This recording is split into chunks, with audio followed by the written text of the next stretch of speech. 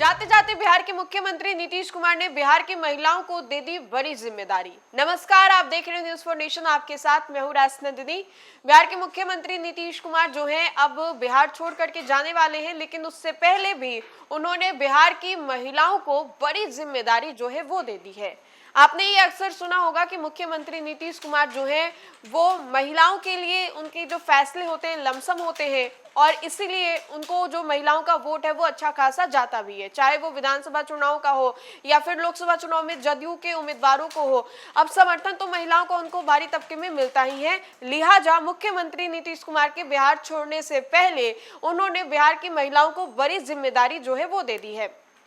हम ऐसा इसलिए कह रहे हैं क्योंकि अभी तक जो बिहार में शराबबंदी कानून को लेकर के काफी ज्यादा सियासत हो रहा था, अब सूखे नशे को लेकर के महिलाओं का एक जो टीम है वो गठित किया जाएगा, जिसमें महिलाओं को ही जिम्मेदारी जो है वो दी जाएगी। यानी कि नशा मुक्त बिहार बनाने के लिए एक और पहल जो है वो देखने को मिल रही है, जहां पर महिलाओं को बड़ी जिम्मेदारी जो है वो दी गई है। अब 10-10 महिलाओं की जो टीम है वो तैयार की जाएगी और ये अलग अलग जगहों पर करके लोगों को जागरूक करने का काम करेंगी और बताएंगे कि नशे का सेवन आखिर क्यों नहीं करना चाहिए। और इसीलिए हमने आपको शुरुआत में भी कहा कि जाते जाते नीतीश कुमार ने बिहार की महिलाओं को बड़ी जिम्मेदारी दे दी है। अब देखिए कि ये तय नहीं है कि बिहार का अगला मुख्यमंत्री कौन होगा, लेकिन नीतीश कुमार ने जाते जाते अपना जो फर्ज है वो अदा किया है और एक बार फिर से महिलाओं के बारे में उन्होंने सोचते हुए बड़ी जिम्मेदारी उन लोगों को दी है। अब लोकल महिलाएं जो है वो नशा मुक्ति की ब्रांड एम्बेसडर बनेगी और हर गांव में 10-10 की जो टीम है वो तैनात होगी।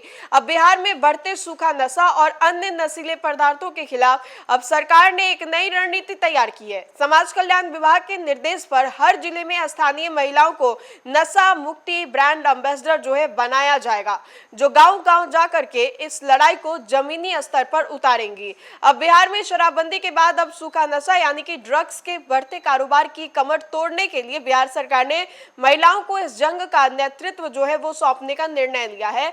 समाज कल्याण विभाग ने हर गांव में 10-10 सक्रिय महिलाओं को इस अभियान की कमान जो है वो सौंपी है। ये महिलाएं न केवल अपने क्षेत्र की नशा मुक्ति ब्रांड एम्बेसडर बनेंगी, बल्कि नशे की जड़ पर प्रहार करने के लिए सीधे सरकार से भी जुड़ेंगी। यह अभियान जो है महज कागजी कार्रवाई तक ही सीमित नहीं रहने वाली है।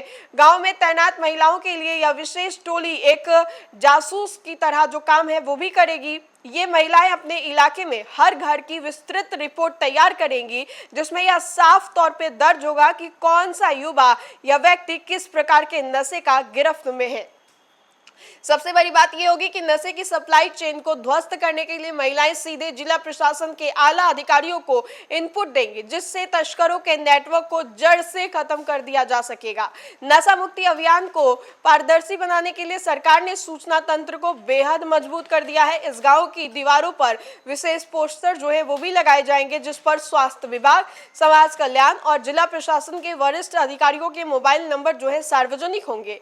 आंगनबाड़ी केंद्रों को इस जंग का मुख्य केंद्र जो है वो बनाया गया है। यहाँ न केवल काउंसलिंग होगी, बल्कि गंभीर रूप से नशे के आदी लोगों को चिन्हित कर उन्हें मुफ्त सरकारी इलाज के लिए अस्पताल जो है वो भी भेजा जाएगा। नशे के खिलाफ सामाजिक युद्ध में जागरूकता फैलाने के लिए हर महीने 3 दिवसीय विशेष चौपाल जो है वो आयोजन होगा। इस चौपालों में महिलाओं को ट्रेनिंग जो है वो दी जाएगी, कैसे अपने घर और पड़ोस के लोगों को नशे के जाल से बचा सके।